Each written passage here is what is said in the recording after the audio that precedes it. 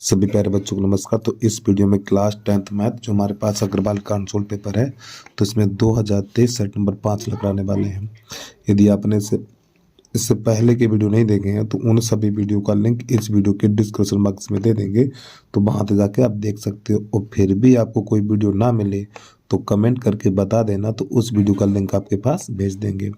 तो जानना ना समझ रहे तो वीडियो की शुरुआत करते हैं। और प्यारे बच्चों, छोटी सी रिक्वेस्ट है, यदि आप यूट्यूब चैनल पे पहली बार आए हो तो यूट्यूब चैनल को सब्सक्राइब करके बेल आइकन घंटी को प्रेस कर लीजिए और एक प्यारा सा कमेंट करके जरूर बता देना वीडियो आपको कैसा लगा है। तो प्रश्न नंबर पहला देखिएगा, 3x² माइनस 6x प्लस 4 बराबर 0 का विभक्तर होगा। तो यहाँ पे नंबर 1 लिखेंगे हम, 3x² माइनस का 6x प्लस का 4 बराबर 0। तो प्यारे बच्चों, ए का मान 3 है, बी का मान -6 और सी का मान 4 है।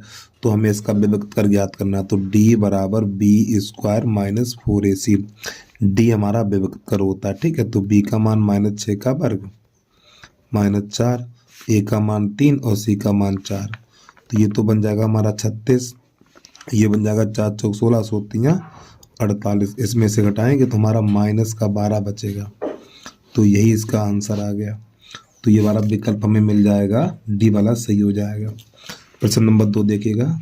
प्रश्न नंबर 2 है हमारा 3x प्लस 2y बराबर 6।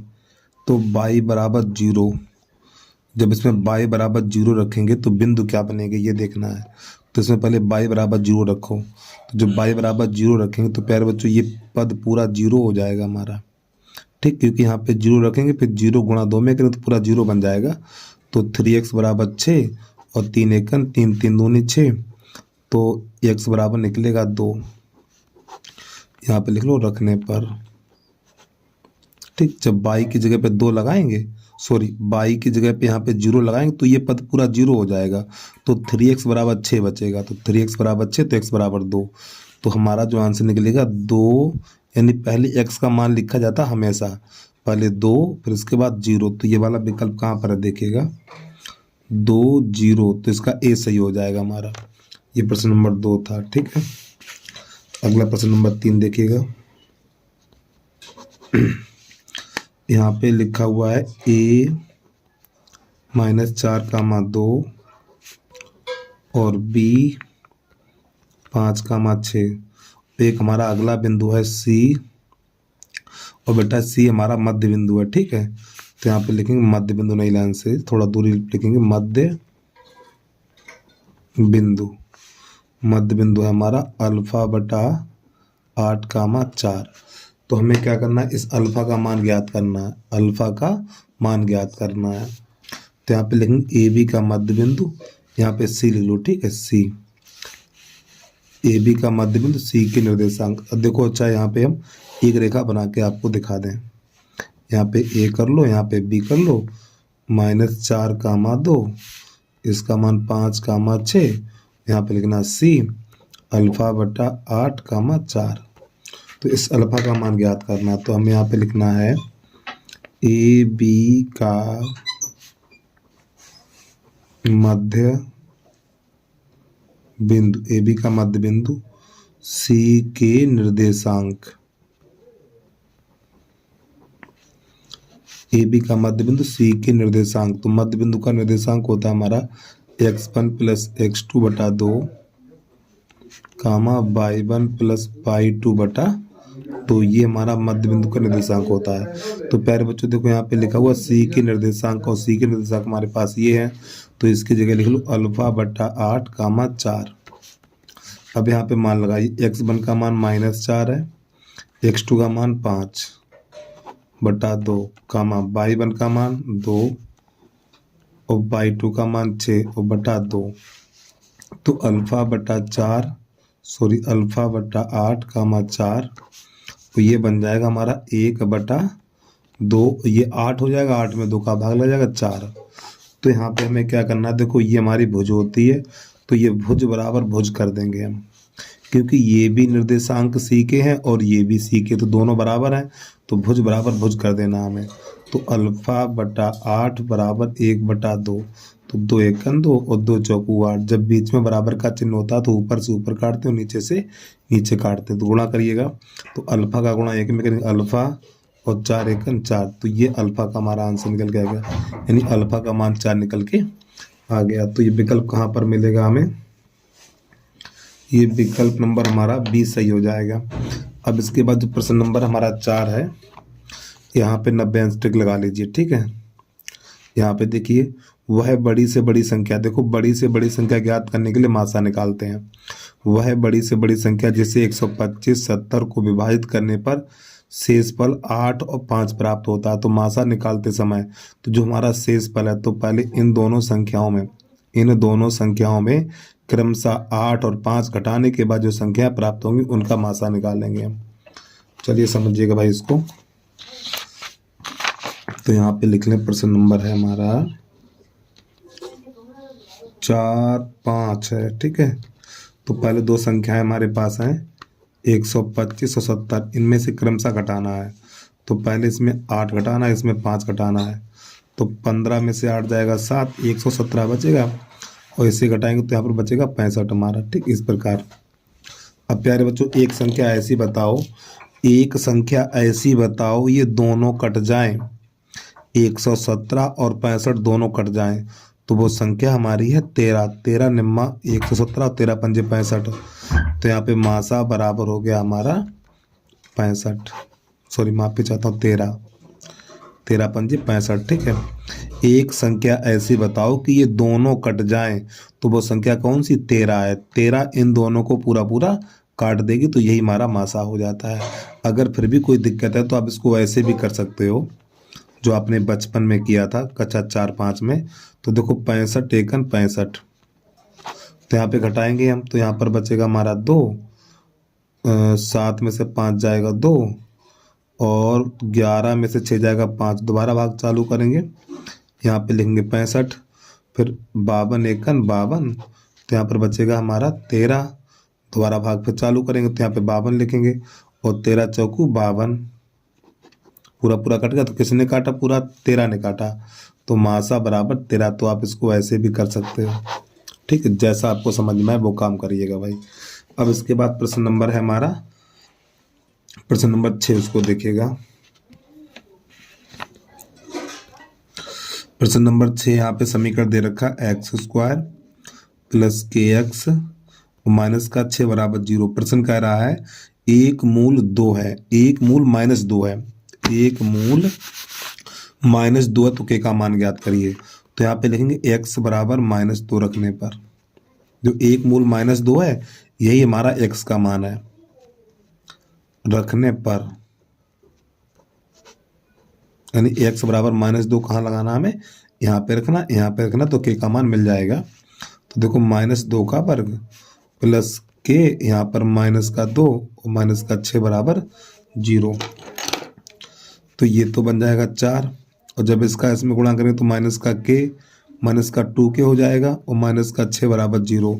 अब -6 में से 4 घटाएंगे तो -2k, तो -2 बराबर 0। 2 को उधर भेजिए तो -2k बराबर 2। अब 2 एकन 2, 2 एकन 2, लेकिन प्यारे बच्चे माइनस का चिन्ह बच गया है, तो k बराबर -1। तो ये वाला कहाँ पे मिलेगा? सी वाला हमारा सही हो जाएगा, ठीक है। प्रश्न नंबर ये हमारा है 6 के बाद 7 नंबर देखिएगा। 7 नंबर है यदि एक समचतुर्भुज के विकर्णों की लंबाई 12 सेंटीमीटर और 16 सेंटीमीटर है, तो इस समचतुर्भुज की भुजा की लंबाई कितनी होगी? अब मेरी बात को ध्यान समझिएगा भाई। देखो प्यारे बच्चों, समचतुर्भुज के विकर्ण है, ठीक है। देखो समचतुर्भुज की चारों भुजाएं बराबर होती हैं लेकिन विकर्ण बराबर नहीं होते हैं। समचतुर्भुज की चारों भुजाएं बराबर होती हैं लेकिन विकर्ण बराबर नहीं होते हैं। एक विकर्ण छोटा होता है और एक विकर्ण बड़ा होता है। और यहाँ पे दे रखा एक है हमारा 12 और एक है 16। तो प्यारे बच्चों ये वाला 16 है यहाँ से लेके यहाँ तक, तो जब ये 16 है तो यहाँ पे होता है O। तो ये वाली दूरी 8 और ये वाली दूरी हमारी 8 हो जाएगी, और एक 12 है तो ये वाली दूरी हो जाएगी हमारी 6 और ये वाली 6।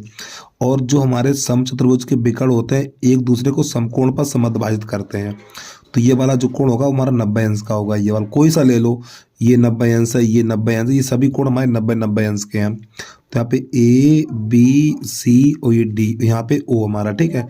अब आपको पता है 90 अंश के सामने वाली भुजा कर्ण होती है, 90 अंश के सामने वाली भुजा कर्ण होती है। देखो एक बार फिर सुनिए आप, समचतुर्भुज की चारों भुजाएं बराबर होती हैं, ये हमारा समचतुर्भुज है, इसकी चारों भुजाएं बराबर होती हैं, और इसके विकर्ण एक दूसरे को समकोण पर समद्विभाजित करते हैं, ठीक है।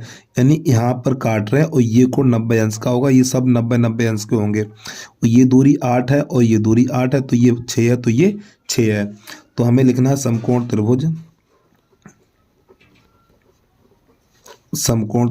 AOD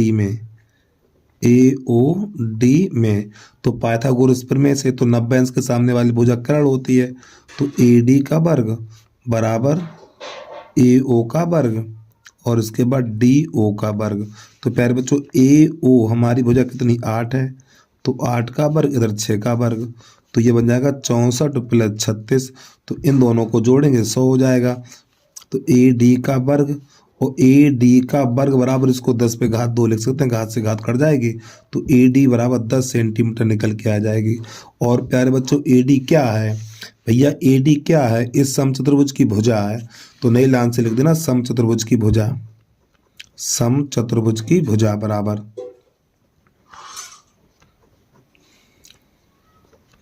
समचतुर्भुज की भुजा बराबर कितनी है, 10 सेंटीमीटर है। तो ये वाला देख लो विकल्प कहाँ पर है, तो विकल्प नंबर हमारा बी सही हो जाएगा। अब इसके बाद प्रश्न नंबर 8 देखिएगा। 8 हमारा यहाँ पे लिखा हुआ है साइन थीटा बराबर कॉस थीटा, साइन थीटा बराबर कॉस थीटा, तो थीटा का मान ज्ञात करना है। तो प्यारे बच्चों साइन थीटा बराबर, अब देखिए यहाँ पर कॉस है, इस कॉस को लिखा जाता है साइन 90 - थीटा ही लिख सकते हैं, ठीक है। तो प्यारे बच्चों साइन से साइन कट जाएगा, ये साइन से साइन हमारा चला जाएगा, तो थीटा बराबर निकलेगा 90 - थीटा। अब इस थीटा को उधर ले आइए, तो थीटा + थीटा बराबर 90, तो ये 2 थीटा बराबर हो जाएगा 90, इससे इसका कर दो कतल, तो थीटा बराबर 45 निकल के आ जाएगा। ये आप त्रिकोणमिति के हिसाब से देख लो, त्रिकोणमिति का टेबल याद है तो साइन कॉस में देखो किसके मान बराबर होते हैं, साइन कॉस में किसके मान बराबर होते हैं भैया 45 का, यानी साइन 45 कॉस 45 का मान बराबर होता है हमारा। तो प्रश्न नंबर 8 भी हमारा हो गया कंप्लीट। अब प्रश्न नंबर 9 देखिएगा आप, तो यहाँ पे लिख लें प्रश्न नंबर 9 क्या कह रहा है। प्रश्न नंबर है संख्या 144, 144 के अभाज्य गुणनखंडों के घातों का योगफल कितना होगा। तो सबसे पहले इसके अभाज्य गुणनखंड काटिए, तो 7 14 2 6 12, ये 36, ये 18 और ये बनेगा हमारा 9 और ये 3 त्रिका 9, 3 1 3। तो हमें लिखना 144 बराबर, देखो 1 2 3 4, 2 पे घात 4, 1 2 और 3 पे घात 2। तो प्यारे बच्चों अभाज्य गुणनखंड की घातों का योगफल पूछा है, तो यहाँ पे घात कितनी 4 है, यहाँ पे घात कितनी 2 है, तो यहाँ पे घातों का योग बराबर 4 और 2 6। तो प्यारे बच्चों ये इसका आंसर आ गया। अब इसके बाद प्रश्न नंबर है हमारा 10, उसको देखिएगा। प्रश्न नंबर 10 है -3, 5, -3, 5 बाई अक्ष से दूरी। तो यहाँ पे दोनों पॉइंट आपको बता के चलेंगे हम, एक्स अक्ष से दूरी, बाई अक्ष से दूरी। एक्स अक्ष से दूरी बराबर होती है बाई, और बाई अक्ष से दूरी बराबर एक्स। तो प्यारे बच्चों ये एक्स का मान होता है और ये बाई का मान होता है। तो एक्स अक्ष से दूरी बराबर बाई, बाई का मान कितना 5 है। अब बाई अक्ष से दूरी, बाई अक्ष से दूरी बराबर एक्स, तो एक्स का मान कितना -3 है। तो यही इसका आंसर आ गया। तो हमसे पूछा गया बाई अक्ष से दूरी, बाई अक्ष से दूरी बराबर एक्स, और एक्स का मान कितना -3 है, तो -3 हो जाएगा। -3 पे लगा देंगे हम टिक। आपको सिर्फ इतना करना, हमने आपको इतना एडवांस बता दिया है। जैसे कि अगर आपसे बाई से वो एक्स अक्ष से दूरी पूछे तो आपको इतना करना है। ठीक, जब बाई अक्ष से दूरी पूछे तो आपको ये वाला सूत्र लगाना। ठीक, हमारा आंसर निकल के आ जाएगा। तो प्रश्न नंबर हमारा 11 है साइन 15 बटा कॉस 75। ठीक है, आंसर है हमारा। तो इन दोनों में से किसी एक को हल करेंगे, या तो इसे हल करो या फिर इसे हल करो। तो साइन 15 है तो इसको लिखना हमें साइन 90 माइनस 75। जब हम 90 में से 75 घटाएंगे तो 15 ही बचेगा बटा कॉस 75। और प्यारे बच्चों एक सूत्र होता है हमारा, यहाँ पे लिख दूं मैं, साइन 90 माइनस थीटा बराबर कॉस थीटा। तो जो हमारा साइन होता है ना, ये साइन साइन हमारा कॉस बन जाता है। तो इसी प्रकार साइन कॉस बन जाएगा। तो यहाँ पे लिखेंगे हम कॉस 75 और बटा कॉस 75, और इससे ये कट जाएगा तो इसका मान 1 निकल के आ जाएगा। ठीक है, चलिए भाई जल्दी से नोट करिए। अब प्रश्न नंबर देखिए 12 अपने आप कर, इसमें माध्य ज्ञात करना है आपको। प्रश्न नंबर 13 देखिएगा, 3 कॉट ए बराबर 3 कॉट थीटा लिखा हुआ है, 3 कॉट थीटा बराबर 4 है। तो 3 का भाग लगाएंगे तो ये कॉट थीटा बराबर हो जाएगा 4/3। और प्यारे बच्चों कॉट होता है हमारा आधार बटा लंब, तो इसमें हमें कर्ण नहीं पता है। तो जब इसमें पाइथागोरस प्रमेय लगाएंगे तो देखो आधार हमारा 4 है और कर्ण लंब कितना 3 है। तो आधार की जगह पे 4 लगाना और लंब की जगह पे 3 लगाना है। तो यहाँ पे लिखेंगे हम 4 का वर्ग प्लस 3 का वर्ग। तो प्यारे बच्चों ये 16 और 9 25 बन जाएगा। तो कर्ण बराबर 5 निकलेगा हमारा।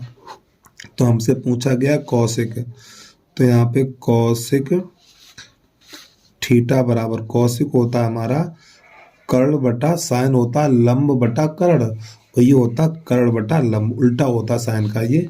तो कर्ण कितना 5 है और लंब कितना 3 है, यहाँ पे देख सकते हो। तो प्यारे बच्चों इसका आंसर आ जाएगा 5/3 कौशिक थीटा का मान।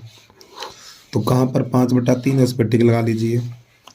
ये लिखा हुआ 5, ठीक 5/3 लिखा हुआ हमारा 5/3। तो इसका सी वाला विकल्प सही हो जाएगा। अब इसके बाद प्रश्न नंबर 14 है, इसको देखेगा।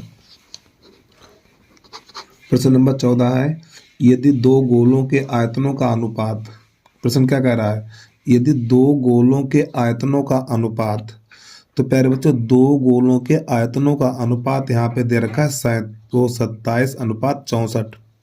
तो यहाँ पे लिखना हमें, देखो दो गोले, मान लो एक गोला हमारा ये है, ध्यान समझिएगा, और एक गोला ये है, दो गोले हैं।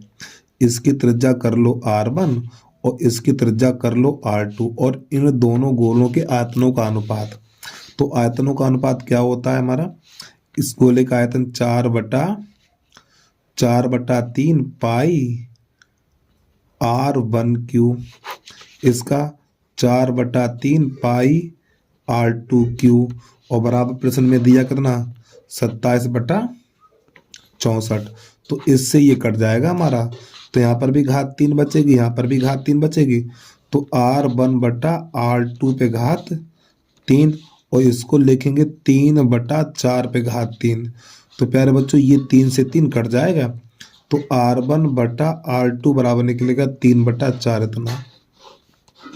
ठीक, तो ये त्रिज्याओं का अनुपात मिल गया। तो हमसे पूछा है पृष्ठीय क्षेत्रफलों का अनुपात, पृष्ठीय क्षेत्रफलों का अनुपात। ये तो बेटा हमारा आयत का अनुपात, आयतनों का अनुपात है। अब निकालना है पृष्ठीय क्षेत्रफलों का अनुपात। तो गोले का पृष्ठीय क्षेत्रफल होता है 4πr1², 4πr2², इससे चला जाएगा तो हमारा बचेगा r1/r2 का होल वर्ग, क्योंकि यहाँ पर भी घात 2 है और यहाँ पर भी घात 2 है।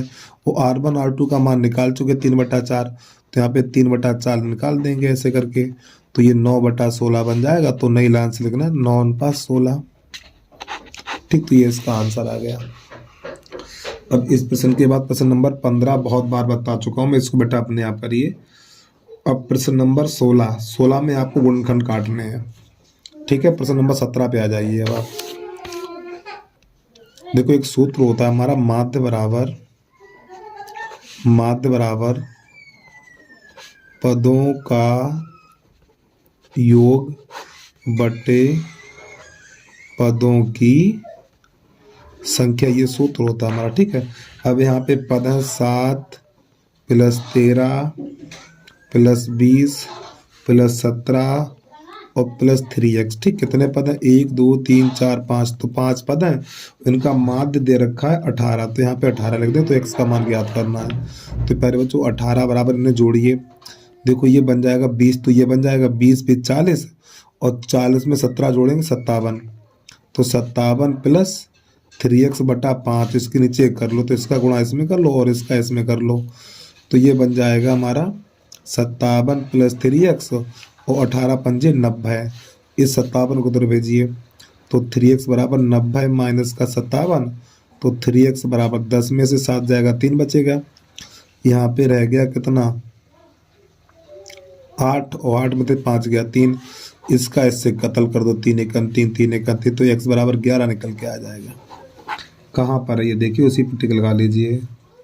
हाँ, तो विकल्प नंबर इसका सी वाला सही हो जाएगा। अरे बच्चों, छोटी सी रिक्वेस्ट है, यदि आपने अभी तक यूट्यूब चैनल को सब्सक्राइब नहीं किया तो यूट्यूब चैनल को सब्सक्राइब करके बेल आइकन घंटी को प्रेस कर लीजिए। अब प्रश्न नंबर यहाँ से 17 के बाद 18 नंबर दिखेगा, तो यहाँ पे 18 नंबर है हमारा। और इस वीडियो को अपने फ्रेंड सर्कल में अधिक से अधिक शेयर जरूर कर देना भाई, व्हाट्सएप है, फेसबुक है, जहाँ पर भी इसको शेयर करना चाहे शेयर जरूर कर दीजिए।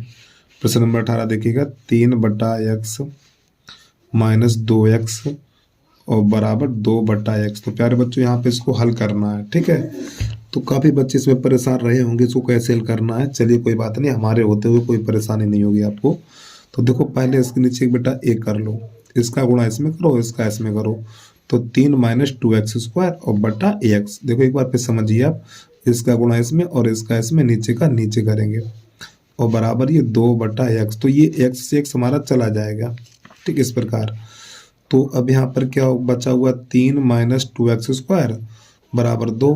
अब इस 3 को भेजो उधर, ये 3 हमारा जाएगा इधर, तो ये बन जाएगा, ये हमारा प्लस है तो माइनस बन जाएगा, तो -2x² बराबर 2 - 3, तो माइनस का 2x² बराबर माइनस का ये बनेगा हमारा, माइनस का 1 बन जाएगा हमारा। ठीक, ये माइनस से माइनस कट जाएगा, 2 का भाग लगाएंगे, तो x² बराबर 1/2। अब इधर से घात हटेगी तो अंडर लग जाएगा, तो x बराबर 1/√2 और प्लस माइनस का साथ में चिन्ह भी देना पड़ेगा, और 1 पे अंडर लगाएंगे नहीं हम। ठीक, तो ये इसका आंसर आ गया। तो ये वाला विकल्प नंबर में ए सही हो जाएगा हमारा। अब इसके बाद प्रश्न नंबर 19 है जो हमारा, देखिए बेटा प्रश्न नंबर 19 और प्रश्न नंबर 20 आपके सिलेबस में नहीं है ये।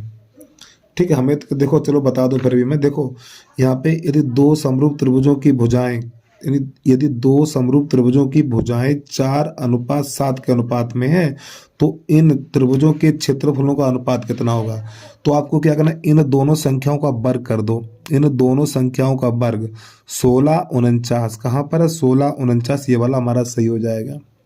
ठीक है, चलिए प्रश्न नंबर, ये भी आपके सिलेबस में नहीं है, फिर भी मैं आपको बता दूं, यदि एक वृत्त का क्षेत्रफल तथा परिमाप संख्यात्मक रूप से समान है तो वृत्त की त्रिज्या क्या होगी, ये बताना है। चलिए समझिएगा इसको कैसे हल करना है हमें। तो प्रश्न नंबर हो गया हमारा 20। तो बेटा प्रश्न क्या रहा है, वृत्त का क्षेत्रफल यानी πr² और वृत्त का परिमाप होता है 2πr। परिध को ही परिमाप बोलते हैं। तो देखो इससे ये कट जाएगा हमारा और एक r से एक r कट जाएगी।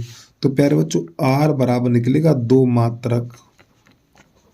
एक बार प्रश्न को फिर समझिए, देखो प्रश्न कह रहा है एक वृत्त का क्षेत्रफल, तो वृत्त का क्षेत्रफल πr² तथा परिमाप संख्यात्मक रूप से बराबर है या समान है। ठीक है, तो ये वृत्त का क्षेत्रफल, ये वृत्त की परिधि हो गई है, तो ये दोनों आपस में बराबर है, तो पाई से पाई, आर से आर चला गया, तो आर बराबर 2 बचा। यही प्रश्न का आंसर आ गया हमारा।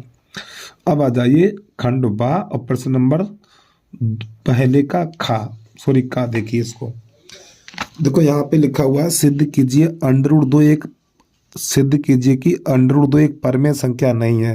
देखो प्यारे बच्चों, यहाँ पे प्रश्न बिल्कुल सही है, थोड़ी भाषा चेंज करके लिख दी है। आपने जितने भी प्रश्न लगाए होंगे, सिद्ध कीजिए √3 एक अपरमेय संख्या है, यही तो किया है। और वही तो लिखा है इसने, क्या लिखा? परमेय संख्या नहीं है। √2 एक परमेय संख्या नहीं है, अर्थात क्या, ये अपरमेय संख्या है यार, वही तो लिखा है इसने, बस थोड़ी हिंदी चेंज करके लिख दी है। क्या लिखा हुआ है? सिद्ध कीजिए √2 एक परमेय संख्या नहीं है। कैसी है? अपरमेय संख्या है। ठीक, तो इसको खुद करिए, आप परेशान ये मत देखिए कि इसमें क्या लिखा हुआ है, बस वही सवाल करने हैं कि सिद्ध कीजिए √2 एक अपरमेय संख्या है, सिद्ध कीजिए √3 एक अपरमेय संख्या है, सिद्ध कीजिए √5 एक अपरमेय संख्या। वैसे ही करना, कुछ नया तरीका इसका नहीं है। अब इसके बाद प्रश्न नंबर खा खरगोश देखिएगा। तो सबसे पहले एक हमें समकोण त्रिभुज बनाना है। तो समकोण त्रिभुज PQR में Q हमारा 90 अंश है और P बराबर इतना और इतने का मान ज्ञात करना है। तो इसको कैसे हल करते हैं देखिएगा। तो नंबर हम लिख लें पहले का खा। तो सबसे पहले बनाना एक समकोण त्रिभुज में इस प्रकार ये। तो प्रश्न कह रहा है हमारा Q समकोण है, यानी यहाँ पे लिख लो 90 अंश। ठीक, ये वाला 90 अंश हो गया। अब P यहाँ लिख लो, Q यहाँ लिख लो और R यहाँ लिख लो। अब प्यारे बच्चों यहाँ पे लिख लें हम, Q बराबर हो गया हमारा 90 अंश। अब यहाँ पे लिख रखा है tan P बराबर 1/√3। तो देखिए यहाँ पे tan है, तो tan में ही देखिए 1/√3 किसका है? tan P बराबर ये tan 30 का है, ये tan से tan चला जाएगा तो P बराबर 30 अंश निकल के आ जाएगा हमारा। ठीक है, तो यहाँ पे लिख दें 30 अंश। अब आपको पता त्रिभुज के तीनों कोणों का योग 180 अंश होता है। तो ये 30 है, ये 90 तो 120, तो ये वाला कितने का बचेगा? 60 का बचेगा। तो इसको निकालेंगे कैसे वो देखिएगा।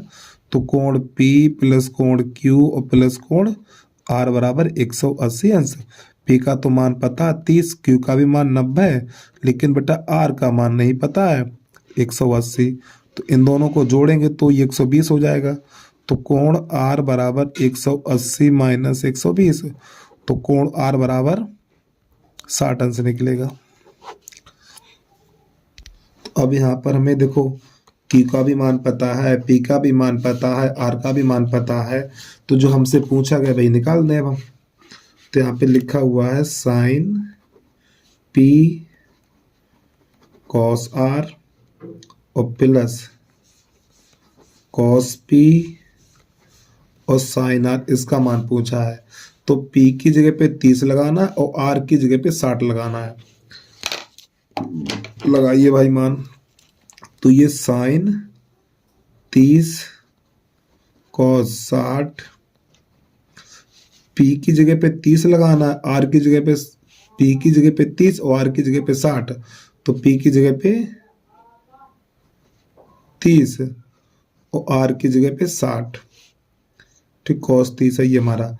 sin 30 का मान 1/2, cos 60 का मान 1/2, cos 30 का मान √3/2, sin 60 का मान √3/2। और कुछ बच्चों को अभी तक टेबल ही याद नहीं हो पाई, बताओ।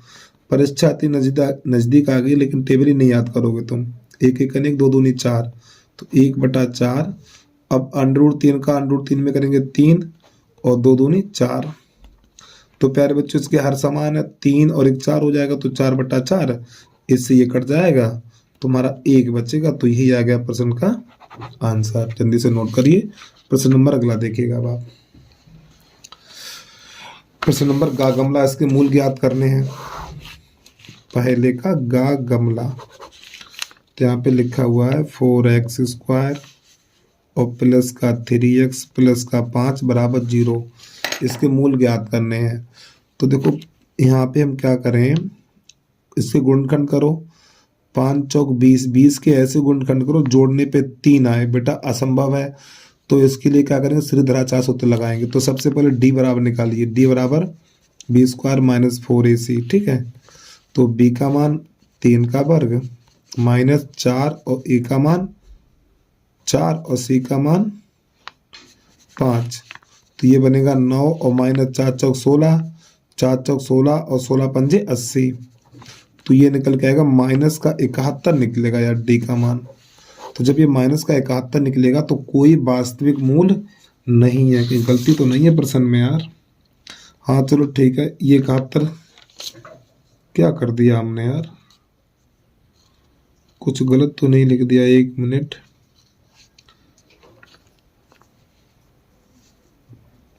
3 त्रिका 9, 4 4 सही है, इतना निकल के आ गया। अब यहाँ पे हमें क्या करना है? यहाँ पर सूत्र लगाना। देखिए वो सीधाचार है, तो x बराबर minus B plus minus under root D upon 2 ये सूत्र लगाना। तो x बराबर, देखो b का मान कितना 3 है, देखिएगा आप लोग, तो यहाँ पे तो लिखना है 3 और प्लस माइनस d का मान हमारा है माइनस का 71 और बटा 2 गुणा a का मान 4। तो प्यारे बच्चों x बराबर निकलेगा माइनस का 3 plus minus under root minus का 71 और बटा 8, इतना ये निकल के आ गया आंसर।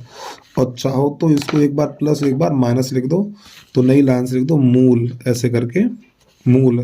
तो -3 प्लस अंडर रूट माइनस 71 बटा 8, फिर कामा, पहले हमने प्लस लिखा, आपकी बार माइनस लिख देना। तो -3 माइनस अंडर रूट 71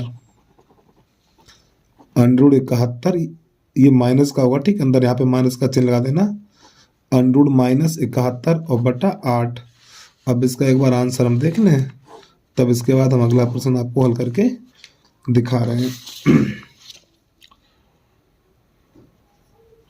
और प्यारे बच्चों इसका जो आंसर है वो गलत है, ठीक। हमारे पास एक दूसरा भी अनसोल्ड है। अब आपको पता है हमारे चैनल पे आपको 3 अनसोल्ड हल मिल जाते हैं। चलो अभी 1 मिनट रुकिए, जाना नहीं। 2023 है ये, तो सेट नंबर है हमारा कौन सा है? जेड है ये।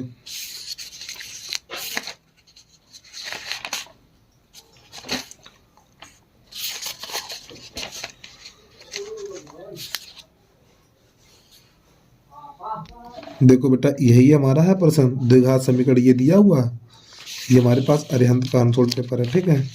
और इसका आंसर इसने क्या दिया? अधकल्पित। अधकल्पित का अर्थ है कोई वास्तविक मूल नहीं है, ठीक है। तो आपको अगर लिखना तो इतना लिख दीजिए, कोई दिक्कत नहीं। जब डी का मान माइनस होता तो कोई वास्तविक मूल नहीं है। तो आप यहाँ पे इतना ये भी लिख सकते हो, यहाँ पे लिखना चाहो तो लिख दो कोई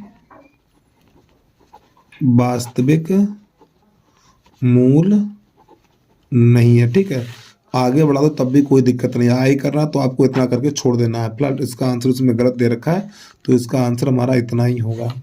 चलिए जल्दी से नोट कर लीजिए। अब इसके बाद प्रश्न नंबर है 1, यानी पहले का खा के बाद पहले का गा। देखिएगा अब आप, गा क्या कह रहा है? हाँ अच्छा, ये अरे यार प्रश्न डालने में गलती कर दी हमने। ये बेटा गलती नहीं कहलाती, गलता कहलाता है, ठीक है। अगर ये गलती करोगे तो नंबर काट दिए जाएंगे, आपको बेमौत मारे जाओगे। पहले का हमारा गा गमला था, अब घाघड़ी देखिएगा आप। अब जो हमारा घाघड़ी है, बिंदु इतने इतने को जोड़ने वाले रेखाखंड की लंबाई ज्ञात कीजिए। तो इन दोनों की बीच की दूरी निकाल दो, आंसर बाहर आ जाएगा। इन दोनों की बीच की दूरी निकाल दीजिए, आंसर अपने आप निकल के आ जाएगा, ठीक है। अब इसके बाद बेटा ये वाला नंबर आपके सिलेबस में है नहीं, इसको छोड़ रहा हूँ मैं, ठीक है। आपके सिलेबस में नहीं है, इसको हटा दीजिए। अब इसके बाद इसमें माध्य ज्ञात करना, ये भी अपने आप करिए। अब आ जाइए, और ये भी आपके सिलेबस में नहीं है, ठीक है। क्या लिखा? ज्यामिति विधि से व्यक्त कीजिए, इसको बैठाइए। अब इसके बाद आ जाइए खा घड़ी, वो दूसरे का खा, इसको देखिए। यहाँ पे लिखा हुआ एक थैले में 24 गेंदे हैं, यानी कुल परिणाम हो गया 24, जिसमें से x लाल, 2x सफ़ेद और 3x नीली गेंदें हैं। एक गेंद आदर्श निकाली जाती है जिसकी प्रायिकता नंबर 1 लाल नहीं है और सफ़ेद है, ये ज्ञात करना है। चलिए समझिएगा क्या करना है इसको हमें। तो सबसे पहले हमें लिखना है दूसरे का खा खरगोश, इस प्रकार। तो प्यारे बच्चों कुल परिणाम यानी कुल गेंदें, ठीक है। कुल परिणाम हमें जो दे रखा है, कुल परिणाम बराबर 24। अब हमारे पास लाल गेंदें कितनी हैं? लाल गेंद बराबर एक्स और सफ़ेद गेंद बराबर है हमारी कितनी 2x और उसके बाद नीली गेंद बराबर है हमारी 3x। तो प्यारे बच्चों क्या करें, इन सभी गेंदों को जोड़ लें पहले हम, x plus 2x plus 3x और बराबर 20। ठीक है, यानी इन सभी गेंदों को जोड़ा और सभी गेंदें हमारे पास कितनी 24 है, तो बराबर 24 लिखेंगे। माफी चाहता हूँ, यहाँ पे 24 लिखना है। इनको जोड़िए तो ये बन जाएगा हमारा 6x और बराबर 24। तो 6 एकन 6, 6 चौक 24, तो x बराबर 4। तो जब ये x बराबर 4 निकला तो 4 यहाँ लगाइए, तो 4 एकन यहाँ पे 4 ही रहेगा, ये 4 दूनी 8 हो जाएगा और ये 4 तियो 12 हो जाएगा। तो हमारे पास लाल गेंदें कितनी हैं 4 है और सफ़ेद गेंदें कितनी हैं 8 है और नीली गेंदें कितनी है 12 गेंदें। तो इन सबको जोड़ेंगे तो हमारे 24 गेंदें प्राप्त हो जाएंगे। अब प्रश्न नंबर पहला यहाँ पे देखिएगा। प्रश्न नंबर पहला है लाल गेंद लाल नहीं, यहाँ पे लिखा हो लाल नहीं, ये पूछ रहा है, इसकी प्रायिकता ज्ञात करनी है। तो लाल नहीं, तो इसकी प्रायिकता कैसे ज्ञात करेंगे देखिएगा। एक काम करिए, पहले लाल गेंद की प्रायिकता निकाल लीजिए। तो पी रेड, ये लाल गेंद की प्रायिकता हमारी है। ठीक है, तो लाल गेंद की प्रायिकता है कितने, देखो यहाँ पे 4 है, तो बेटा 4 और बटा ये 24, तो 4 एकन 4 और 4 छंग 24।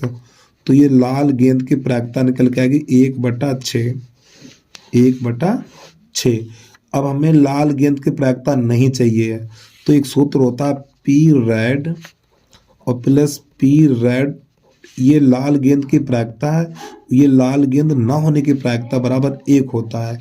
तो इसका मान कितना 1/6 है, प्लस पी लाल गेंद ना होने की प्रायिकता बराबर 1, इसको उधर भेजिए। पी रेड यानी लाल गेंद ना होने की प्रायिकता 1 माइनस 1/6, तो 6 एकन 6, 6 में से घटाएंगे 5, तो पी रेड बराबर कितना हो जाएगा 5/6 हो जाएगा बेटा इसका आंसर। तो ये पहला हो गया कंप्लीट। अब इसके बाद नंबर देखिएगा 2। नंबर 2 में कह रहा है सफ़ेद है, इसकी प्रायिकता निकालनी है। तो पी वाइट डब्लू बना दीजिए। तो सफ़ेद गेंदें कितनी है 8 है, देखिएगा, तो 8 बटा लिख दीजिए 24, तो 8/24, तो 8 एकन 8 और 8 तिया 24 है। तो प्यारे बच्चों ये हो गया प्रश्न हमारा कंप्लीट। तो उम्मीद है आपको समझ में आ गया होगा। चलिए भाई प्रश्न नंबर गा गमला देखिएगा, उसे कैसे हल करना है हमें। तो गा गमला कह रहा है सिद्ध कीजिए बिंदु इतने इतने इतने एक समकोण त्रिभुज के शीर्ष हैं। तो प्यारे बच्चों समकोण त्रिभुज की पाइथागोरस प्रमेय आपको आनी चाहिए इस प्रश्न के लिए। चलिए समझिएगा, बहुत ही अच्छा बहुत ही प्यारा प्रश्न है, इसको देखिए जरूर आप। तो यहाँ पे देखो 3 बिंदु लिखे हुए हैं, तो पहले लिख लो 2 यानी 3,2, यहाँ पे लिखा हुआ 3,2, अगला बिंदु है -2,3 और 2,3, ये बिंदु है। और प्यारे बच्चों देखो यहाँ पर हम अपनी तरफ से ए लिखेंगे, ए बी और ये सी। ठीक है, तो हमें सिद्ध करना है कि ये तीनों बिंदु एक समकोण त्रिभुज के शीर्ष हैं। क्या सिद्ध करना है, बिंदु ये और ये और ये एक समकोण त्रिभुज के शीर्ष हैं। चलिए इसको हल कैसे करते हैं देखिएगा। तो यहाँ पे हमें करना क्या है, तो सबसे पहले इन दोनों के बीच की दूरी निकालेंगे, फिर इन दोनों के बीच की दूरी निकालेंगे, फिर इसके बाद इन दोनों के बीच की दूरी निकालेंगे ए सी की। चलिए समझिएगा क्या करना है इसको हमें। तो यहाँ पे लिखेंगे ए बी के बीच की दूरी बराबर √(x1 माइनस x2 का होल वर्ग और प्लस y1 माइनस y2 का होल वर्ग, इस प्रकार। तो देखो प्यारे बच्चों मैंने ए बी लिखा, तो ए बी के निर्देशांक लिख लीजिए। तो यहाँ पे लिखना है ए 3,2 फिर बी -2,3, तो ये वाले मान हमें यहाँ लगाने। ठीक है, चलिए समझिएगा। तो x1 का मान कितना है देखिएगा, यहाँ पे यही वाले दोनों बिंदु लगाए जाएंगे। x1 का मान 3 है और x2 का मान, देखो x2 का मान -2 है हमारा, तो यहाँ पे प्लस का 2 हो जाएगा और इसका होल वर्ग, प्लस y1 का मान y1 का मान है हमारा 2 और y2 का मान कितना है 3। इधर इसका होल वर्ग हो जाएगा। एक बार बिंदु को चेक कर लें हम, क्योंकि भैया नेक गलती होने से पूरा सब कुछ गड़बड़ हो जाता है। अब इसको हल करिएगा तो ये बन जाएगा हमारा, ये 5 बन जाएगा, ये 25 हो जाएगा हमारा, प्लस ये भी 5 हो जाएगा, 5 का वर्ग 25 हो जाएगा। अब इन दोनों को जोड़ देंगे तो अंडरूट 50 हो जाएगा मात्रक। ठीक, एक तो ये निकल के आ गया। अब हमें क्या करना, इन दोनों के बीच की दूरी लेनी है। इन दोनों के बीच की दूरी तो लिखेंगे बी सी के बीच की दूरी। तो नई लाइन से लिखना हमें बी सी के बीच की दूरी बराबर सूत्र लगाना है इधर x1 माइनस x2 का होल वर्ग प्लस y1 माइनस y2 का होल वर्ग। अब देखो मैंने यहाँ पे बी सी लिखा, तो बी और सी के बिंदु लिख लो। तो बी का बिंदु है -2, 3 और सी का बिंदु है 2, 3। तो ये वाले मान यहाँ पे रखने हैं हमें। तो x1 का मान -2 और x2 का मान 2 प्लस y1 का मान 3 और y2 का मान बोलिए ना, रुक जा बेटा, कुछ गलती तो नहीं कर दी है। ये b का मान है और ये c का मान। x1 का मान -2, x2 का मान 2, ठीक है, और y1 का मान 3 और y2 का मान 3। इससे ये चला जाएगा तो यहाँ पर ये बचेगा हमारा -4 का वर्ग। तो प्यारे बच्चों -4 का वर्ग 16 होता है और 16 को आपको पता 4 लिखा जाता है मात्रक। अब इसके बाद हमें लास्ट में ये वाला बचा हुआ, देखो यहाँ पे ए सी के बीच की, चाहे सी ए लिख दो या ए सी लिख दो, बात एक ही है, आंसर हमारा एक ही निकल के आता है। तो यहाँ पे लिखना हमें ए सी के बीच की दूरी बराबर, फिर दोबारा यही सूत्र लगाना है, x1 माइनस x2 का होल वर्ग प्लस y1 माइनस y2 का होल वर्ग। अब देखो मैंने यहाँ पे ए सी लिखा है, तो ए के निर्देशांक है 3, 2 और सी का निर्देशांक है 2, 3। तो ये वाले मान यहाँ पे हम लगा देंगे। तो यहाँ पे क्या करना, x1 का मान 3 और x2 का मान 2 प्लस y1 का मान 2। देखो x1 का मान 3 और x2 का मान 2, अच्छी बात है भाई। और y1 का मान 2, इसका मान 3 है। यार हमें लग रहा कहीं पे गलती कर दी मैंने, तो यहाँ पे एक बचेगा, यहाँ पर एक बचेगा। एक मिनट, थोड़ा एक बार देख लूँ मैं इसको यार। में गलती ये है, यहाँ पे जो हमारा माइनस का चिन्ह होगा, ठीक, -2, -3, यहाँ पे -3 करिए तब इसका आंसर निकल के आएगा। जो हमारे पास एक दूसरा अनसोल्ड है, ये वाला देखिएगा कहाँ चला। हाँ ये देखो, यहाँ पे बिंदु हमारी यही है -2, -3, यहाँ पे -3 करिए तब इसका आंसर निकल के आएगा। ठीक, माफ़ी चाहता हूँ यार, जो चलो परेशान हो, इसी हम सही करेंगे, ठीक है, इसी में ही हम सही करेंगे, गलती ज़्यादा नहीं हुई होगी, देख रहा हूँ अभी मैं। यहाँ पे माइनस का चिन्ह लगाएंगे, ठीक है। तो सबसे पहले मैंने ये वाले दोनों बिंदु लिए, तो यहाँ पे माइनस का चिन्ह लगाना हमें। तो ये हमारा कौन सा मान है, ये वाला मान है बेटा हमारा x/2 का मान है, तो माइनस का लगाएंगे यहाँ पर हम, लेकिन यहाँ पे /2 है ना, यहाँ पे तो मैंने सही कर दिया, चलो अच्छा रहा, ये बढ़िया कर दिया, माइनस माइनस प्लस, ठीक है। तो इसमें तो कोई गलती नहीं हुई हमारी। अब इसके बाद यहाँ पर आ जाइए। अब यहाँ पे हमने देखो बी सी है, तो बेटा बी का बिंदु हमारा ये है -2, -3, तो यहाँ पे लिखने -3। अब यहाँ पर थोड़ा देखो सुधार करते हैं भाई। तो ये वाला मान हमारा y1 का है, y1, तो यहाँ पे लगाना हमें, कहाँ गया y1, यही तो है हमारा, तो यहाँ पे लगाना -3। तो अब ये हमारा कटेगा नहीं, ये कटेगा नहीं, ठीक है, यहाँ पे सही कर लीजिए आप, ये कटेगा नहीं, तो ये 3 माइनस का 6 बन जाएगा हमारा, ये -6 का वर्ग और बीच में हमारा प्लस ही रहेगा, तो ये बन जाएगा, ये 16 बन जाएगा और ये बन जाएगा हमारा 36 बन जाएगा। तो जब इन दोनों को जोड़ेंगे जब हम इन दोनों को जोड़ेंगे तो इसका जोड़ हो जाएगा हमारा 52, √52 हो जाएगा। ठीक है भैया, प्रश्न गलत था, उसके लिए हम क्या करें बताओ? बेटा गलती है तो है, थोड़ी परेशानी आप भी उठाओ, थोड़ी हम भी उठाएं, इतना। अब इसके बाद यहाँ पर ये वाले बिंदु दिए जाएंगे, अब सही हो गया हमारा। ठीक है, अब इसको थोड़ा आगे बढ़ाइए, तो बेटा यहाँ पर तो बचेगा हमारा 1, तो 1 का वर्ग 1 ही रहेगा, यहाँ पर भी 1 बचेगा, तो ये बचेगा √2 हो गया मात्रक। अब आप ये बताइए, हमने जो बीच की दूरी निकाली 3 निकाली है, एक 50 निकाली, एक √52 निकाली और एक √2 निकाली, तो इन तीनों में सबसे बड़ा कौन है भैया? इन तीनों में सबसे बड़ा कौन है? 52 है, तो इसको एक साइड लिखिएगा, इसको लिखिए एक साइड पे। अब ये 2 बची हैं, इन दोनों को एक तरफ लिखिए, √50 और प्लस √2। अब इन तीनों का वर्ग कर दो। अब ये दोनों आपस में बराबर होने चाहिए, अगर ये दोनों पक्ष बराबर हो गए, अगर ये दोनों पक्ष बराबर आ गए तो समकोण त्रिभुज के शीर्ष बन जाएंगे।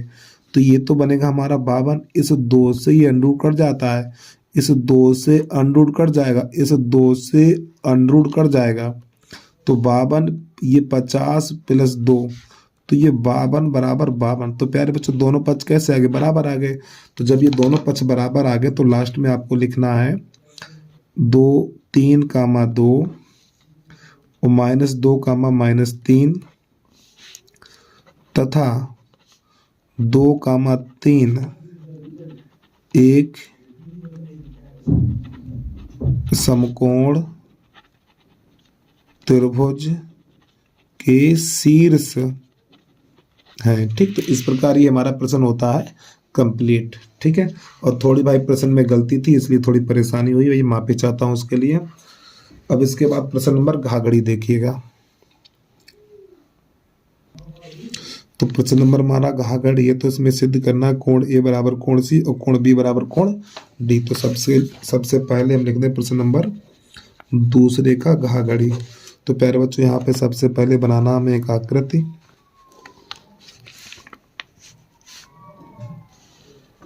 इस प्रकार ये।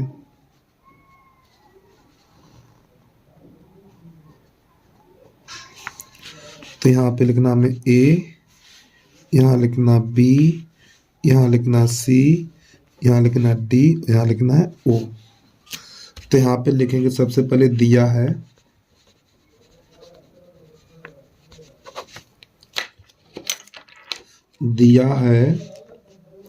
OA इंटू OB बराबर OC इंटू OD।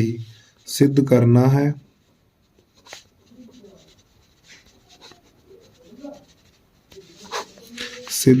है कोण A बराबर कोण C और कोण B बराबर कोण D, ये सिद्ध करना है।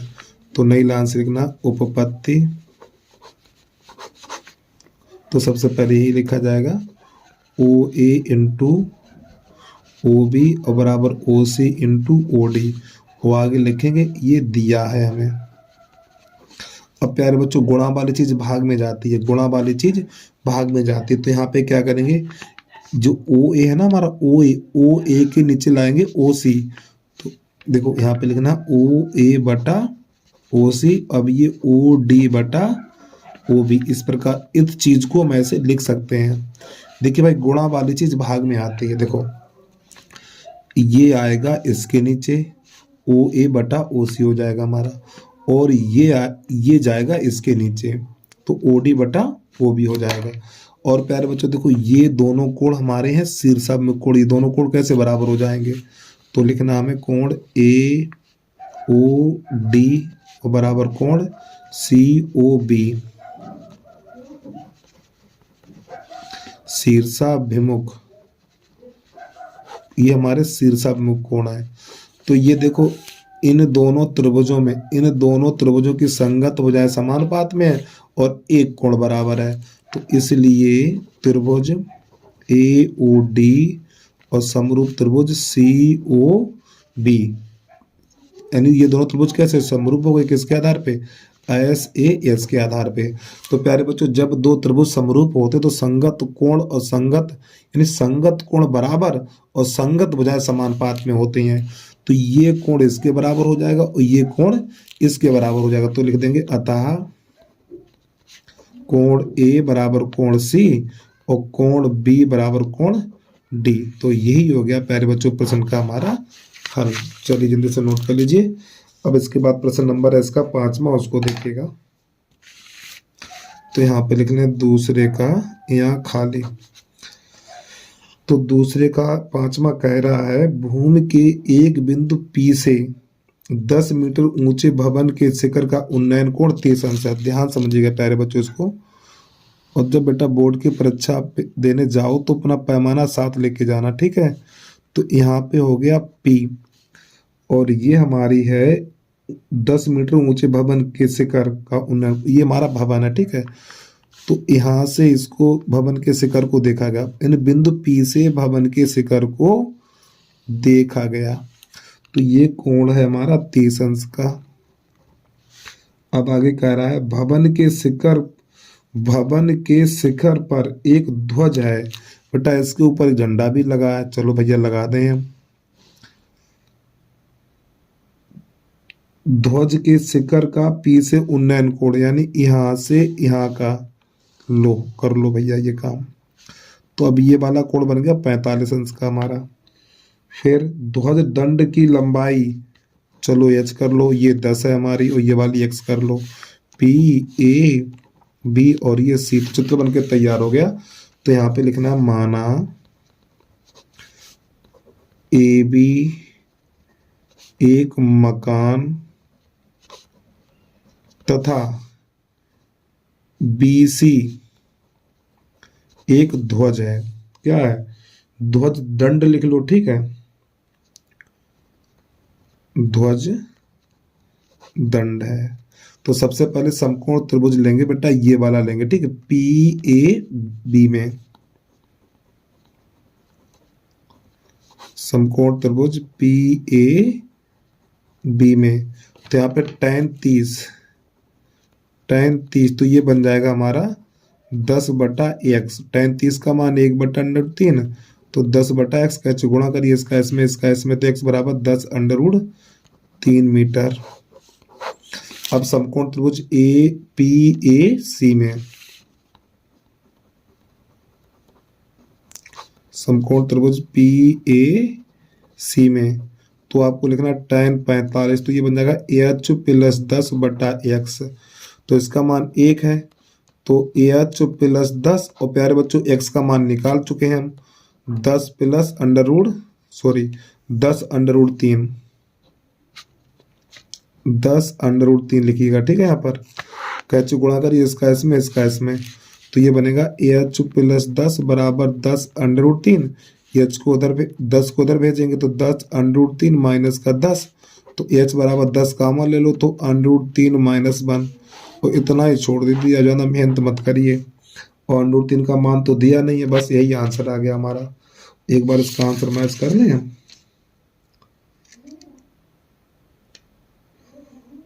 लो, उसका आंसर इसने दिया ही नहीं है। आंसर तो दिया है लेकिन इसने √3 का मान लगा दिया, और जब इसने √3 का मान प्रश्न में दिया नहीं है, कि हमें सपने थोड़ी ना और जो लगाते फिरे हैं, ठीक। तो आप इसका इतना ही छोड़ देना। अभी लो मैं देख लूं, हाँ देखो इसमें इतना ही दिया हुआ, देखो ये वाला है आंसर, देखो बेटा इसका इतना दिया हुआ है, ठीक है। चलिए जल्दी से नोट करिए। इसके बाद अगला प्रश्न देखिएगा आप। अब प्रश्न नंबर 4 चम्मच है। देखो यहाँ पे माध्यक दिया हुआ है बेटा 525, और बारंबारता का योगफल दिया हुआ है 100, और x और y का मान ज्ञात करना है। तो प्रश्न को हल करने से पहले इसकी टेबल बनानी पड़ेगी हमें, और बड़ी लंबी टेबल है इसकी यार। तो देखो यहाँ पे हमें लिखना है 0 से 100, फिर 100 से 200, फिर 200 से 300 और 300 से 400 और 400 से 500, 500 से 600, 600 से 700, 700 से 800 और 800 से 900। एक और है हमारा, और 900 से 1000। ठीक, जो हम लास्ट वाला कॉलम बनाना भूल गए, चलो कोई बात नहीं। और ना बना पाए तो अब बना दो। अब आगे समझिएगा। बारंबारता दे रखी है यहाँ पर हमारी 2, 5, x, 12, 17, 20, 22, 9, 7, 4। अब इसकी निकालेंगे हम संचयी बारंबारता। तो संचयी बारंबारता कैसे निकालते, जरा ध्यान समझिएगा। तो देखो ये 2 है, तो पहले बेटा 2 लिख दो। ये इस 2 में 5 जोड़ो 7, 7 में x जोड़ो 7 प्लस x। अब इसमें ये जोड़ो 19 प्लस x, इसमें ये जोड़ो तो बन जाएगा 36 प्लस x। इसमें ये जोड़ो 56 प्लस x, इसमें ये जोड़ो 56 प्लस x प्लस y, इसमें ये जोड़ो 9 6 15, कितना हो जाएगा ये 9 और 6 15, तो 65 हो जाएगा। 65 प्लस x प्लस y। अब इसमें 7 जोड़ो, 7 5 12, 72 हो जाएगा ये हमारा x प्लस y। इसमें ये जोड़ो तो 76 प्लस x प्लस y। और प्यारे बच्चों, अगर गलती हो जाए तो इस प्रश्न को दोबारा आप खुद करके देख लेना। एक बार फिर भी मैं चेक करके देख लूँ। ठीक, बिल्कुल सही जोड़ा है। और यहाँ पे जो बारंबारता का योग दे रखा है, इसका योग है हमारा 100, तो यहाँ पे 100 लिखेंगे। और प्यारे बच्चों, ये जो 100 है हमारा, यहाँ पे ये n का मान कहलाएगा। ठीक, यहाँ पे लिख लें n बराबर 100, n बराबर 100 इतना। और ये दोनों संख्या हमारी आपस में बराबर होती हैं, ये दोनों संख्याएं आपस में बराबर होती हैं।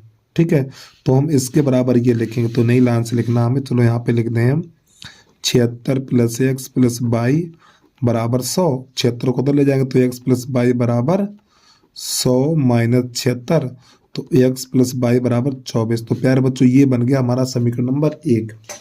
अब इसमें जो माध्यक दे रखा है, यहाँ पे लिख लें हम, माध्यक बराबर है हमारा कितना है 525। माध्यक बराबर हमारा 525 है। इसको जरा ध्यान समझिएगा। अब आप ये बताइए, जो माध्यक 525 है, वर्ग अंतराल में कहाँ पर मिलेगा?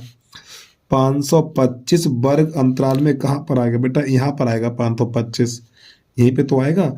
तो ये वाला मान बन जाएगा एल का, यानी एल बराबर हो गया हमारा 500। ठीक है, अब ये वाला मान हो गया हमारा एफ का, और इसके बाद इसके सामने से ऊपर ये वाला मान हो गया सी एफ का। ये वाला सी एफ यानी संचयी बारंबारता ये। ठीक है, और यहाँ पर देखिए कितने कितने का अंतर है, 100 का अंतर, तो एच का मान हो जाएगा 100। तो यहाँ पे एच बराबर लिख लीजिए 100। अब लगाएंगे सूत्र माध्यक का, तो नई लाइन से लिखना, माध्यक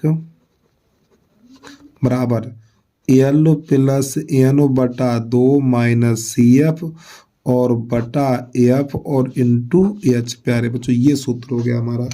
मान लगा दीजिए यहाँ पर, तो एक्स और वाई का मान ज्ञात करना। तो माध्यक दिया हुआ 525, एल का मान अभी ऊपर बताया था मैंने 500 है, प्लस अब एन का मान कितना 100 है, 100 बटा 2 माइनस, और सी एफ का मान कितना देखिएगा, सी एफ का मान 36 प्लस एक्स है, तो यहाँ पे 36 प्लस एक्स कोष्टक बंद, और यहाँ पे नीचे इसके रहेगा कितना, एफ का मान 20 है तो 20, और इस एच का मान 100 है। तो इस कोष्ट को थोड़ा बड़ा करिए, नीचे तक, यहाँ तक करिए। ठीक है, इस प्रकार। अब प्यारे बच्चों, इसको दलाएंगे तो ये घट जाएगा, तो 525 माइनस 500 बराबर, और ये इससे 20 एकन 20, 20 पंजे 100 हो जाएगा। अब आपको पता, जब कोष्टक से बाहर माइनस, अभी नहीं, रुक जाइए, ये 2 से काटेंगे तो ये हमारा बनेगा 50। तो 50 माइनस, जब कोष्टक से बाहर माइनस का चिन्ह तो अंदर वाले चिन्ह बदल जाएंगे, तो 36 माइनस एक्स, और यहाँ पर ये 5 बचेगा हमारा, और यहाँ पे रह जाएगा 25 बराबर, इसमें से घटाएंगे तो 14 माइनस एक्स, और प्यारे बच्चों ये रहेगा 5, तो 5 एकन 5, ये बन जाएगा हमारा 5, अरे 5 एकन 5, 5 25, तो ये निकल के आएगा 5 बराबर 14 माइनस एक्स। अब एक काम करो, इस x को दिल लाओ, 5 को दिल ले जाओ, तो x बराबर 14 माइनस 5, तो x बराबर निकलेगा 9। और ये वाला मान समीकरण नंबर 1 में उठा के रख दो, 1 में रखने पर तो x बराबर 9 निकला है। तो एक ये इंतजार कर रहा है, देखो भैया, तो x की जगह पे 9 लगा देना यहाँ पर हमें।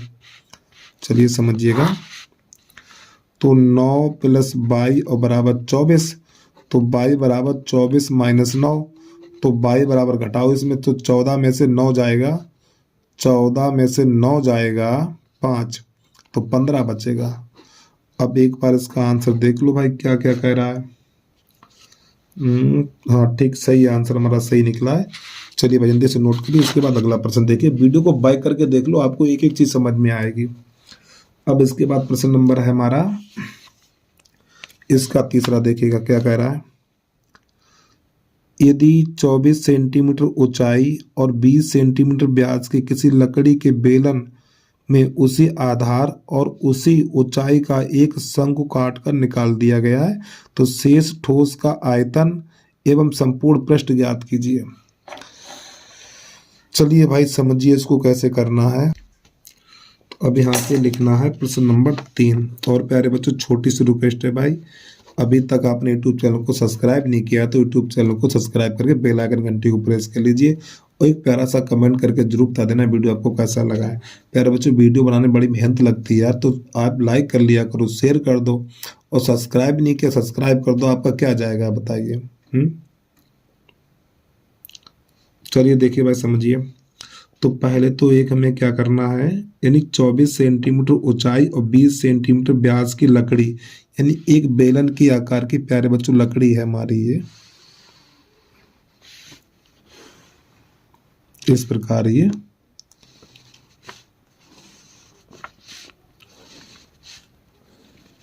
ठीक है। अब बिल्कुल ये लकड़ी हमारी ठोस है, कैसी ठोस है बेटा, ये बिल्कुल ठोस है, ठीक है। यहां पर भी अभी ये ठोस है। अब प्रश्न आगे ये कह रहा है उसी आधार और उसी ऊंचाई के एक शंकु काटा गया, यानी इसके अंदर एक शंकु काट दिया गया। चलिए काटिए, इस शंकु को काट के बाहर निकाल दिया गया, ठीक है।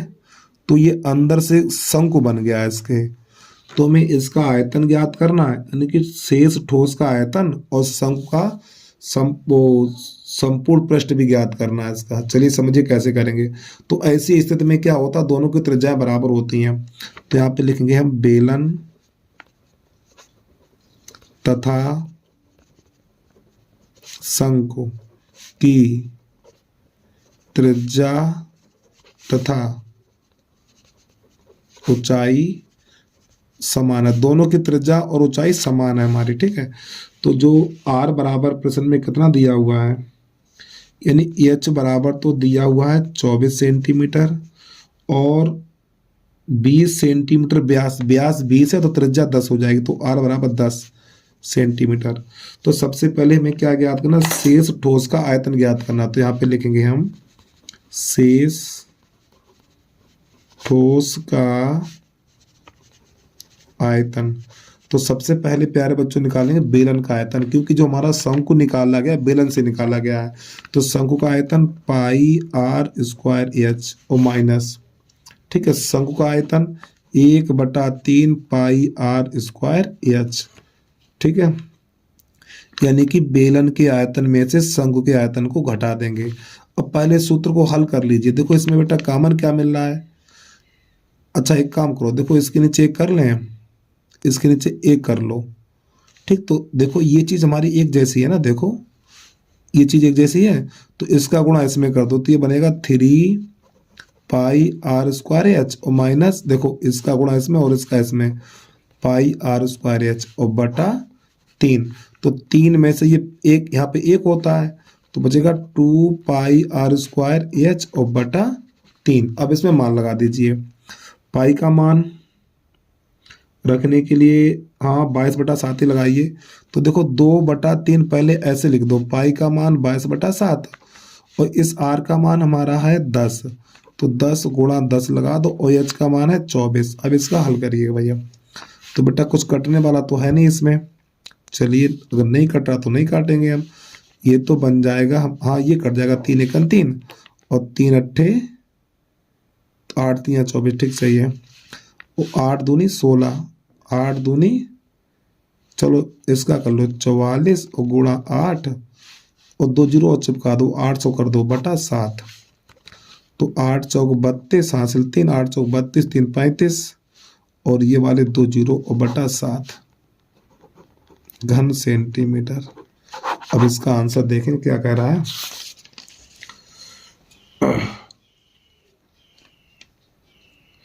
देखो इसने पाई का मान लगाया नहीं, कितना बदतमीज है यार ये, बताओ। चलो अगर आप इतना कर दे तो कोई दिक्कत नहीं, चलो मैं यहाँ से दोबारा करके दिखा रहा हूँ आपको। यहाँ से अब इस प्रश्न को दोबारा कर रहा हूँ, ठीक, यहाँ से पूरा दोबारा करूँगा मैं। चलिए लिख लो यहाँ पे, शेष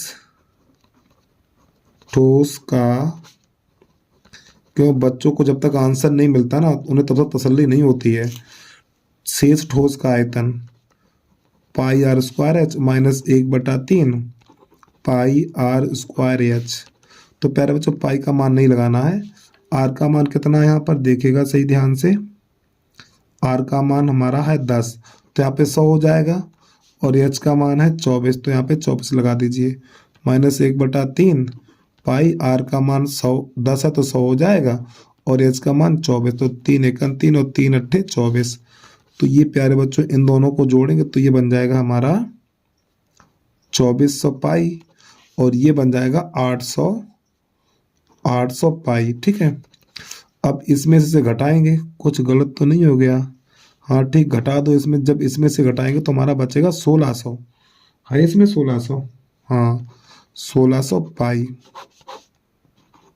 घन सेंटीमीटर, ठीक है। अगर आप इतना ही कर दे तो कोई माई का लाल गलत नहीं करेगा, बता रहा हूं मैं, ठीक है। इतना कर दो और भाग लगाना चाहो भाग भी लगा दो, बस सवाल लगाने का तरीका सही होना चाहिए, आपका आंसर से मतलब नहीं है मैं, ठीक है। चलिए इतना हल करने के बाद इसका दूसरा उसको देखिएगा, चाहो तो आप ये कर लो या फिर ये कर लो, जो आपको पसंद है वो काम करिएगा। अब यहाँ पर हमें क्या करना है इसका, हाँ इस ठोस आकृति का, यानी ये शंकु के रूप का जब इसमें गड्ढा कर दिया गया तो इसका संपूर्ण पृष्ठीय क्षेत्रफल ज्ञात करना है। तो नई लाइन से लिखेंगे हम, इसको हटा रहा हूँ, जय श्री राधे।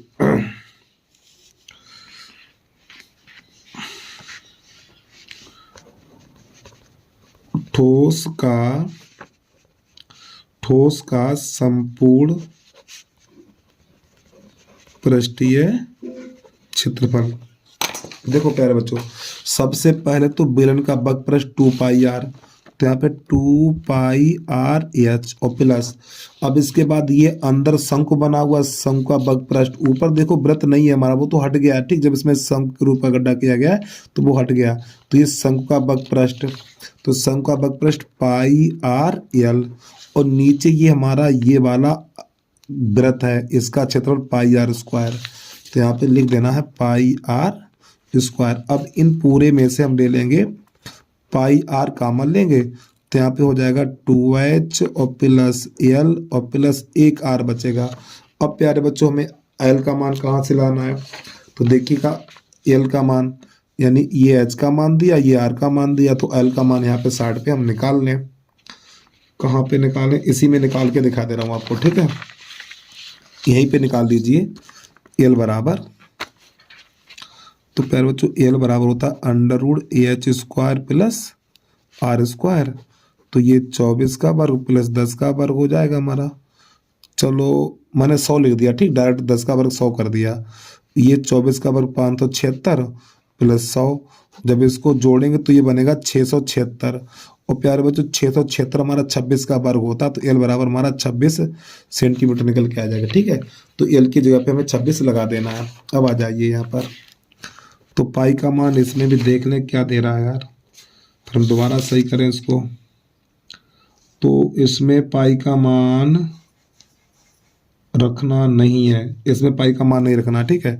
तो पाई और आर का मान 10 है, 2 गुणा 24 और एल का मान 26 और आर का मान 10। तो यहाँ पर ये तो बन जाएगा 10 पाई, ये 24 दूनी 48 और प्लस ये बन जाएगा 36, 10 पाई 8 और 6, 8 और 6 14 और ये बनेगा हमारा 7 और 1 8, इतना गुणा करा दीजिए तो 840 पाई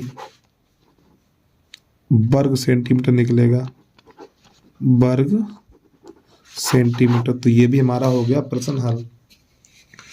अब इस प्रश्न के बाद हमारा चलेगा भैया, कहाँ गया यार, हाँ तीसरे का अथवा चलेगा, उसको देखेगा। तो प्रश्न नंबर है हमारा तीसरे का अथवा। क्या करा देखिएगा, 4 सेंटीमीटर त्रिज्या वाले एक वृत्त के त्रिज्यखंड का क्षेत्रफल ज्ञात कीजिए जिसका कोण 30 अंश है। तो पहले इतना पढ़े, इसको हल करिएगा। तो r बराबर लिख लो 4 सेंटीमीटर और थीटा बराबर हमारा 30 अंश। तो यहाँ पे पहले करेंगे त्रिज्यखंड का क्षेत्रफल, त्रिज्यखंड का क्षेत्रफल पाई r स्क्वायर थीटा बटा 360, यही सूत्र होता है हमारा। अब इसमें पाई का मान, यार बहुत गलत है यार, कहीं पे पाई का मान रख रहा है, कहीं पे पाई का मान नहीं रख रहा है। चलिए यहाँ पे पाई का मान लगाना है हमें, और पाई का मान 22/7 ही लगाई, जब नहीं दिया तो 22/7 और गुणा r का मान कितना है 4 है, तो ये 16 और गुणा 30 और बटा 360। हल करिएगा इसको, 0 से 0 काट दो और 4 चौक 16, 4 चौक 16 और 4 नेम 36, फिर 3 एकम 3 और 3 त्रिका 9। तो अब तो कुछ कटेगा नहीं, तो 22 चौक 88, 88 और 7 तियाँ 21, इतना बचा हुआ है। अब इसका लगाना भाग में। चलिए देखिए कैसे भाग करते हैं इसका हम। 88 में भाग लगाएंगे 21 का, तो 21 चौक 84। तो प्यारे बच्चों 21 चौक 84, यहाँ पे 4 बचा हुआ है हमारा, ठीक है। फिर यहाँ पे रखना दशमलव, यहाँ बढ़ाना 0, तो ये 21 एकम 21, तो यहाँ पर ये बचेगा 19, तो यहाँ पे फिर 0 बढ़ा दो, तो ये जाएगा हमारा 21 पंजे, तो ये लगभग 9 बार चला जाएगा हमारा, ठीक है, 9 बार। तो 9 एकम 9 और 9 दूनी 18, ठीक सही, 1 बच गया। अब इतना ही छोड़ दीजिए, तो 4.19 ये निकला हमारा वर्ग सेंटीमीटर। तो प्यारे बच्चों ये निकल के आ गया त्रिज्यखंड का क्षेत्रफल। लेकिन प्रश्न आगे और कह रहा है, संगत दीर्घ त्रिज्यखंड का क्षेत्रफल ज्ञात कीजिए। दीर्घ त्रिज्यखंड का क्षेत्रफल ज्ञात कीजिए, यानी कि लघु त्रिज्यखंड का क्षेत्रफल पूछा था और दीर्घ का भी पूछ रहा है। तो यहाँ पे लिखना चाहो तो लिख लो लघु त्रिज्यखंड। अब हमें निकालना दीर्घ त्रिज्यखंड का क्षेत्रफल। दीर्घ त्रिज्यखंड का क्षेत्रफल, तो हम दीर्घ त्रिज्यखंड का क्षेत्रफल निकालने के लिए क्या करेंगे, वृत्त के क्षेत्रफल में से ये वाला घटा देंगे। तो वृत्त का क्षेत्रफल होता है पाई r स्क्वायर और माइनस ये वाला घटा देंगे, ठीक, 4.19।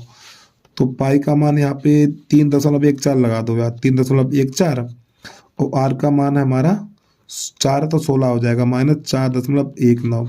इसको हल करिएगा, 16 चौको 64 की 4, 16 चौको 64 की 4 हासिल 6, 16 एकम 16, 16 6 22 हासिल 2 और 48 अब 50 हो जाएगा मान, और यहाँ पे लग जाएगा दशमलव, माइनस 4.19। इसमें से घटा दीजिए, तो देखो 14 में से 9 जाएगा 5 बचेगा, 1 में से 1 जाएगा 0, दशमलव, यहाँ पे 46 बचेगा हमारा वर्ग सेंटीमीटर। तो देखो है ये, और कुछ दे रहा है,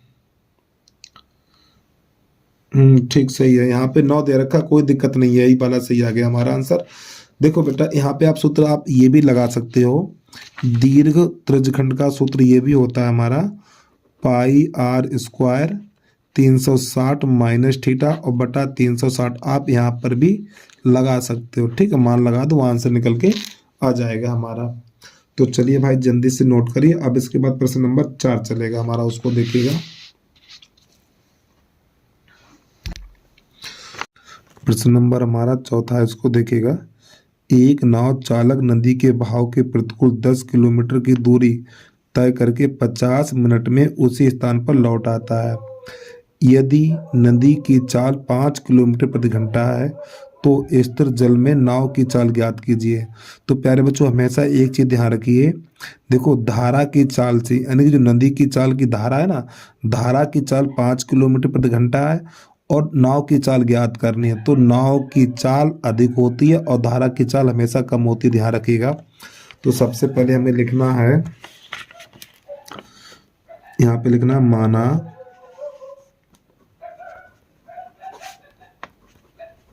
नाव की चाल, नाव की चाल, माना नाव की चाल बराबर हमारी x किलोमीटर प्रति घंटा, ठीक है। और जो धारा की चाल है हमारी, नदी की चाल अर्थात धारा की चाल, धारा की चाल बराबर है हमारी 5 किलोमीटर प्रति घंटा, ये हमारी धारा की चाल है।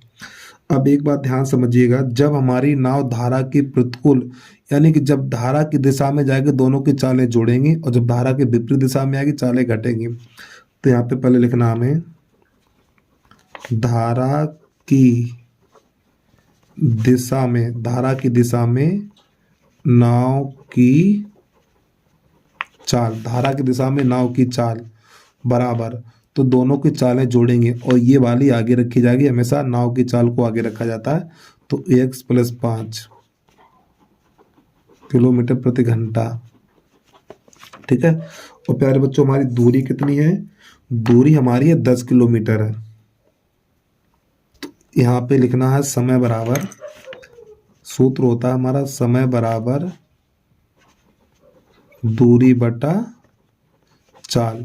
तो यहाँ पे T1, तो दूरी कितनी है 10 किलोमीटर है, और सॉरी माफी चाहता हूँ 10 करिए यहाँ पर, और चाल हमारी x + 5, ठीक इतना।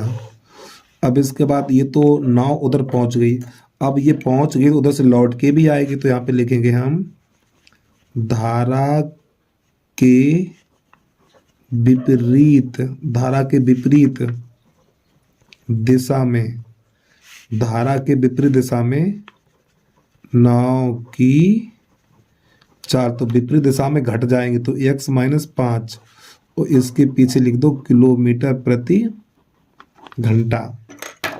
तो यहाँ पे दूसरा समय लगेगा T2 बराबर, दूरी हमारी वही रहेगी, ठीक है, और x - 5। तो प्यारे बच्चों इसको आने जाने में 50 मिनट का समय लगा, इस व्यक्ति को आने और जाने में 50 मिनट का समय लगा, तो T1 और T2 को जोड़ देंगे, यानी ये हमारा गया और ये लौट के आया, तो आने जाने में 50 मिनट का समय लगा, तो 50 मिनट को घंटे में चेंज करेंगे तो इसमें 60 का भाग लगा देंगे इस प्रकार। अभी हमारा घंटा बन गया, तो T1 का मान 10 बटा x + 5, T2 का मान 10 बटा x - 5 और बराबर 50, इसका ऐसे कत्ल कर दो, 5 बटा 6 बचा हुआ है। अब यहाँ से 10 ले लो कॉमन, तब यहाँ से 10 कॉमन लेंगे तो 1 बटा x + 5 और प्लस 1 बटा x - 5 बराबर 5 बटा 6। तो 10 कॉमन लेने के बाद इसका गुणा इसमें करेंगे, इसका इसमें करेंगे, तो x - 5 और x + 5 और बटा ये एक बार प्लस एक बार माइनस, तो x² माइनस का 25 बराबर 5 बटा 6। ये इससे कट जाएगा, तो ये बचेगा हमारा प्यारे बच्चों अंदर 2x हो जाएगा, तो 10 2x बटा x² माइनस 25 और बराबर 5, तो ये 10 दूनी 20 हो जाएगा हमारा, बटा 5 और लगाइए, सॉरी 6 लगाइए इसके नीचे, तो ये 20 हो जाएगा। और चाहो तो एक काम करो ना, इसे कटापिटी और कर दो, 5 एकन 5 और 5 दूनी 10, तो ये 4x बन जाएगा हमारा, 4x और x² माइनस का 25 बराबर 1 बटा 6। कैसे गुणा करिए इसका इसमें, तो जब इसका करो पहले इधर, तो x² माइनस 25 बराबर 6 चौक 24, x बन जाएगा, ठीक। इसको अंदर ले आइए, तो x² माइनस का 24x और माइनस का 25 बराबर 0।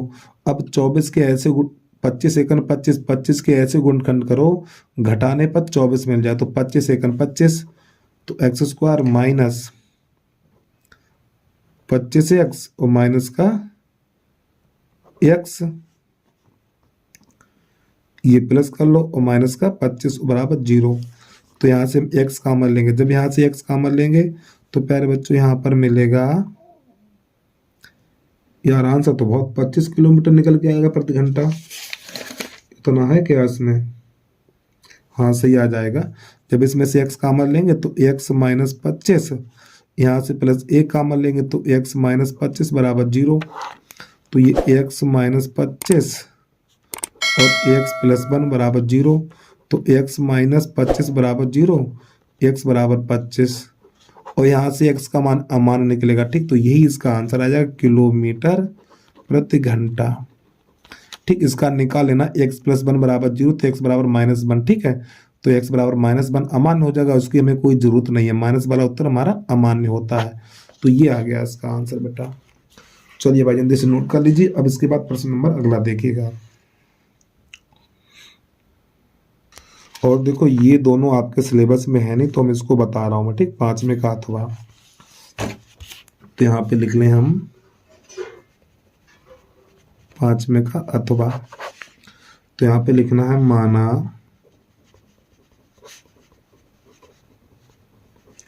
भिन्न बराबर x बटा वाई। अब प्रश्न कह रहा है हमारा, यदि किसी भिन्न के अंश में 1 घटा दें, तो अंश में 1 घटा दो तो x माइनस 1 बटा वाई, तो हमारी 1 बटा 3 हो जाती है। तो इसका गुणा इसमें, इसका इसमें। तो एक काम करिए, पहले इसी का गुणा कर दो ना, इसमें करो तो y बराबर हो जाएगा 3x माइनस 3। ठीक, y का इसमें करेंगे और इसका इसमें करेंगे, इतना। तो ये बन गया समीकरण नंबर हमारा 1।